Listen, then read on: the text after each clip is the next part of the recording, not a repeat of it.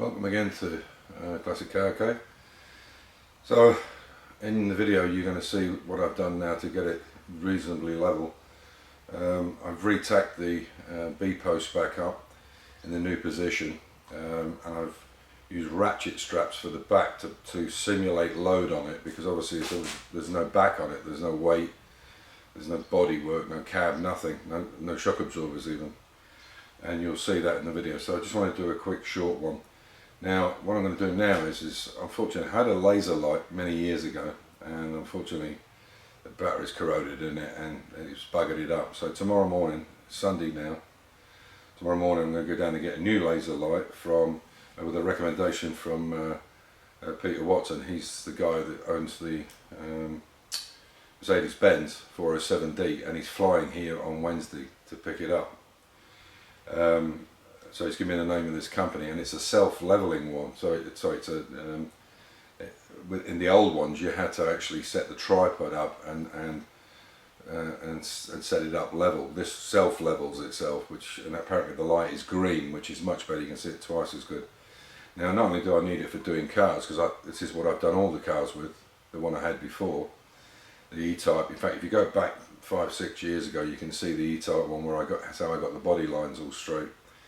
But I can also use it for the roofing.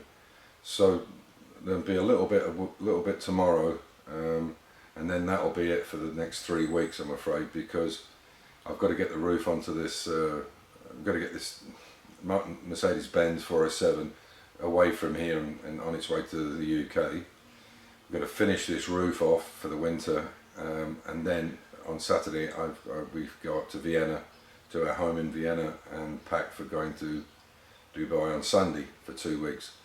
So tomorrow will be the last one for 3 weeks, and I'm sure a lot of people will be happy about that.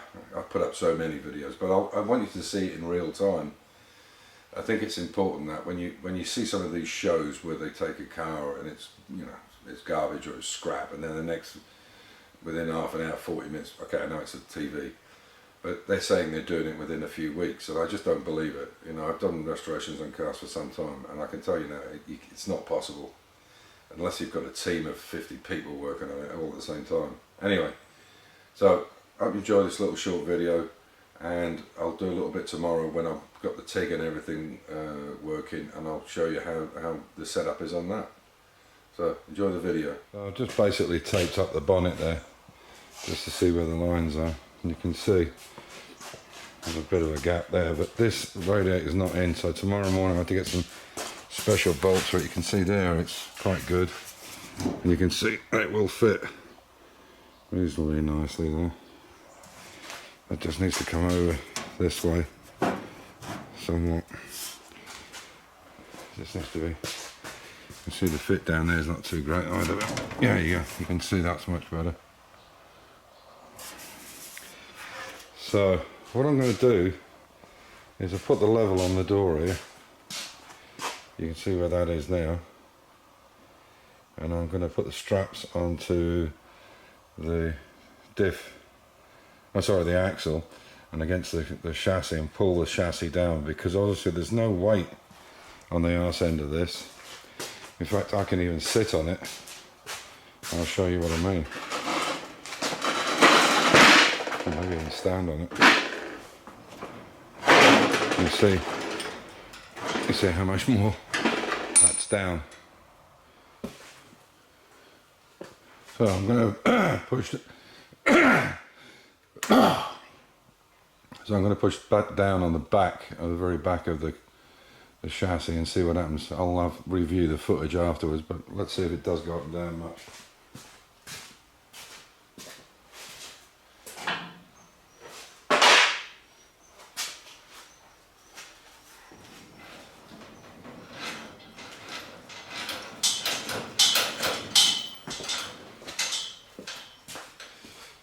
I'll have a look, see how far that went up and down. As you can see, that bubble is definitely better. It's definitely in a better place. Now, it could be because of this ridge, or it could be because it's dented a bit. But if I take it off this swedge line here, you can see it's right on the money. and it's the same on the other side. So what I'll do is I'll get my phone and I'll try it with that. Oh, I'll try it with the phone now. See how that goes. So it's, there you go.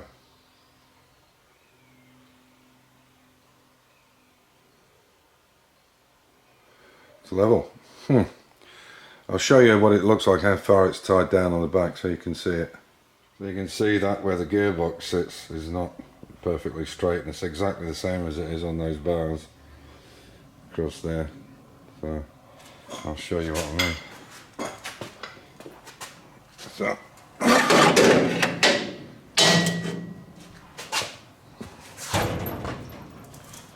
don't know if you can see that.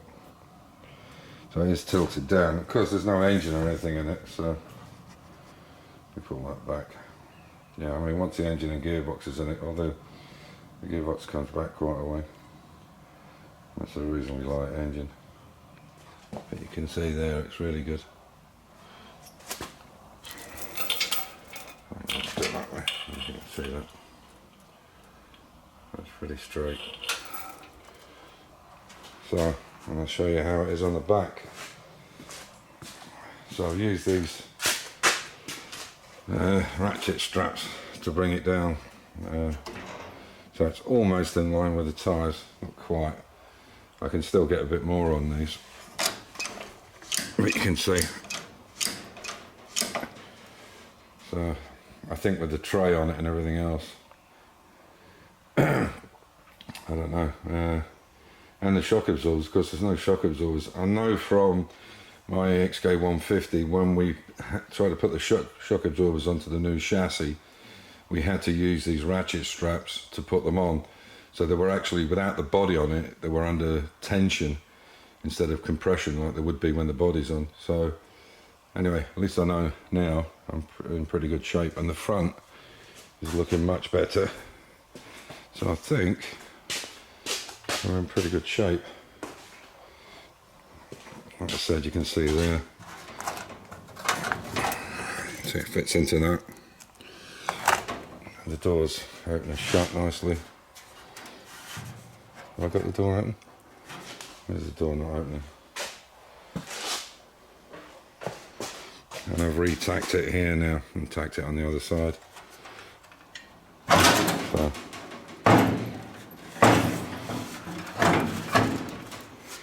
So